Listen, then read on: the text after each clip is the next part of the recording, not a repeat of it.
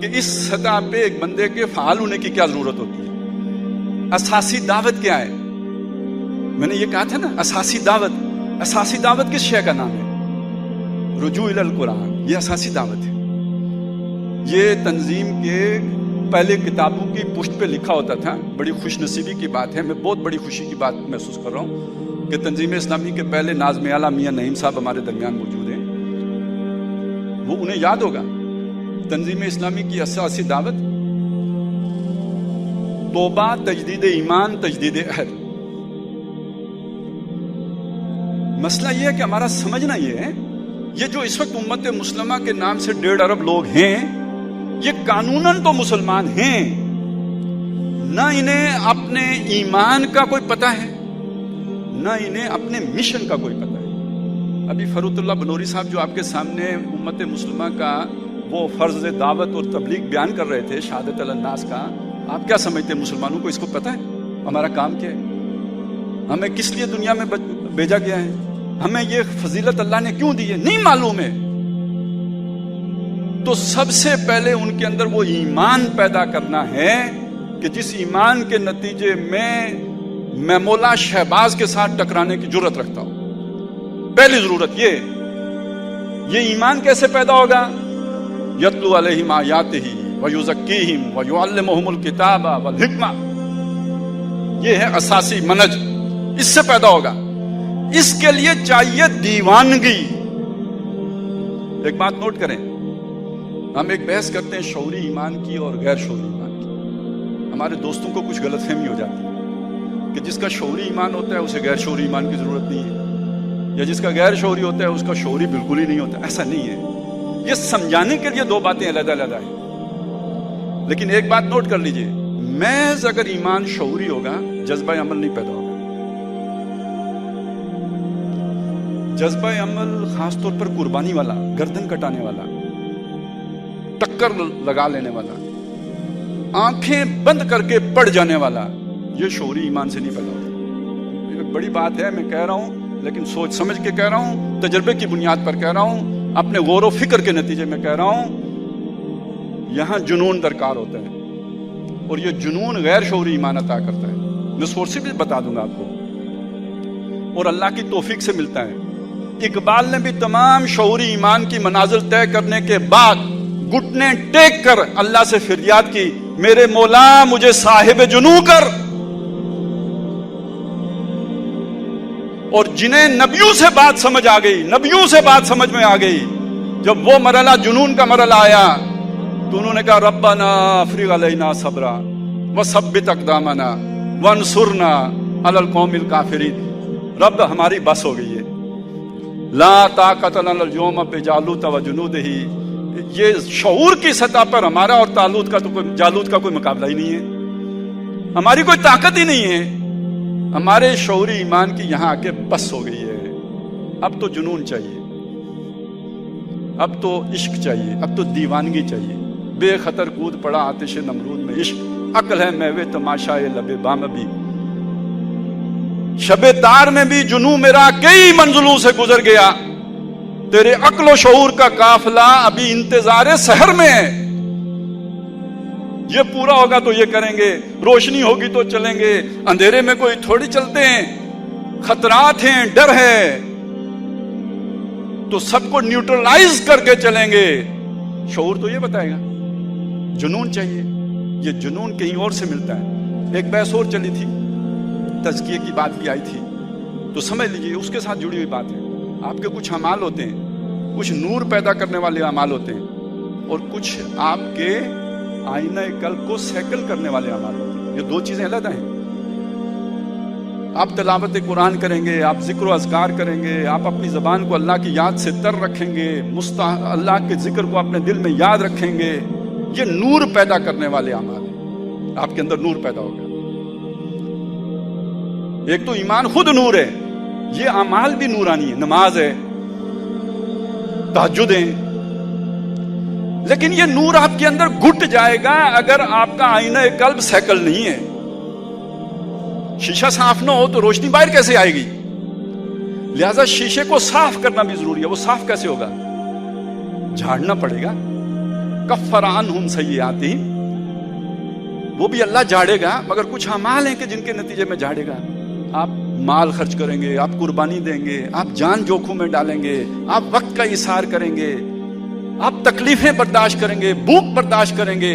वला नब्लुवन्नकुम बिशैइन मिनल खौफि वल जू'i व नक्सिम मिनल अम्वालि वल अनफुसि वस समरात। इस सब के नतीजे में आपका शीशा साफ होगा, वो अंदर की रोशनी छन छन के बाहर आएगी। नहीं तो बेशक जितनी रोशनी हो वो उसके अंदर घुट के रह जाएगी। और अगर आप यहां साइकिल करके नहीं जाएंगे तो कहां साइकिल होगी? जहन्नुम में साइकिल होगी। तो जब शीशा साफ हो जाएगा, आग दोजख की आग से साफ हो जाएगा, तो फिर आपको जन्नत में लाया जाएगा, क्योंकि अंदर नूर था। उस नूर को रोक लिया था उस आपके गलत अमाल ने। गलत अमाल हो ही जाते, उनका कफारा है ये, जिसे हम जिहाद फी सबीलिल्लाह कहते हैं, जिसे हिजरत कहते हैं। जो दुनिया की तकलीफें हैं, दुनिया के जो मसाइब हैं, ये उसको सैकल करते हैं। तो अब एक शख्स है,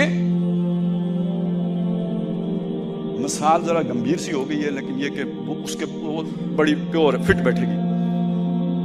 एक जर्नैल साहब थे, वो परवेज मुशर्रफ की टीम का हिस्सा थे। मार्शल आर्ट लगाने वालों में वो पेश थे। पीछे कहानी क्या थी? वो शरीफ आदमी थे, उनको चक्कर दिया गया था। जब वो चक्कर उनकी समझ में आ गया तो दोनों में दूरियां पैदा हो गई। बिल आखिर वो रिजाइन भी कर गए। गिल्टी कॉन्शियस थे।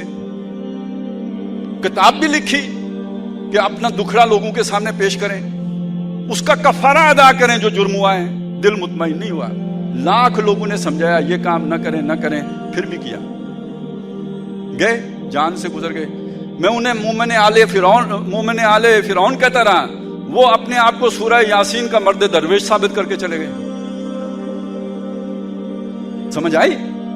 ये कफारा है उस गुनाह का। आप बेशक जितने मोमिन बन जाएं, अगर आपने जो जराइम किए हुए हैं उसके बदले में उसका कफारा नहीं अदा किया है, आपका वो नूर आपके काम नहीं आएगा जब तक कि उसका कफारा फिर जाके वहां ना अदा हो। एक मसला हल कर दूं, फिर आगे बढ़ते हैं।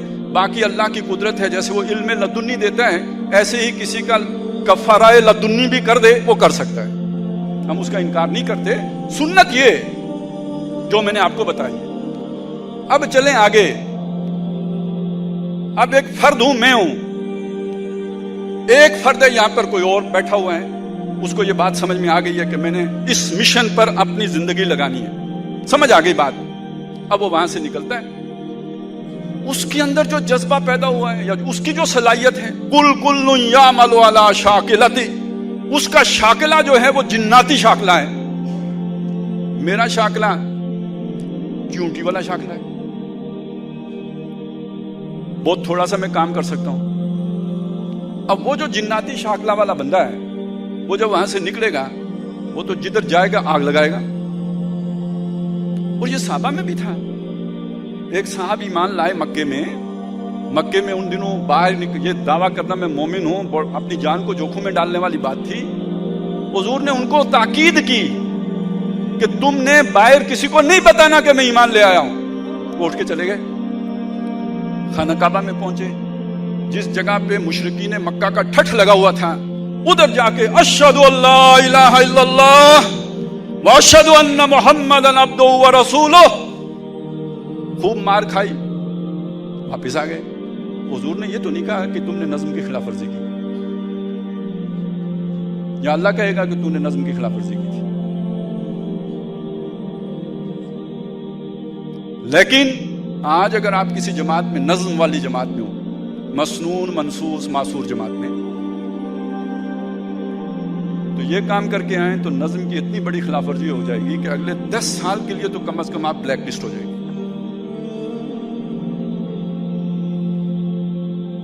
कि ये तो मरेगा, साथ हमें भी मारेगा। अब गोया मेयार क्या बनेगा?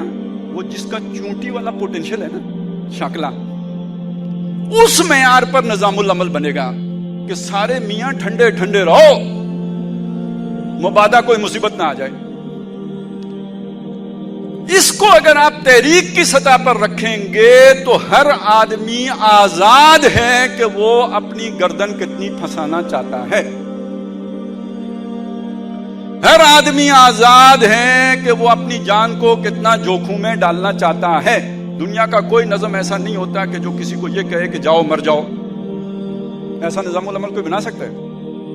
لیکن ایک فرد تو اپنے بارے میں فیصلہ کر سکتا ہے نا کہ میں نے اب جان کی بازی لگا دی. ایک فرد کو تو یہ حق ہے کہ وہ کہے میں آج کے بعد کام نہیں کرتا, میں اللہ کے دین کا کام کروں گا. نظم کبھی یہ نہیں کہے گا. اب یہ ہے وہ ہرڈل کہ جب آپ ایسے لوگوں کے لیے رستہ نہیں چھوڑتے نظم کی وجہ سے, تو پھر آپ کو پوزیشنز کے لیے کوئی جماعت نہیں چل سکتی جب تک ڈیووٹڈ لوگ نہ ہوں, جب تک کمیٹڈ لوگ نہ ہوں.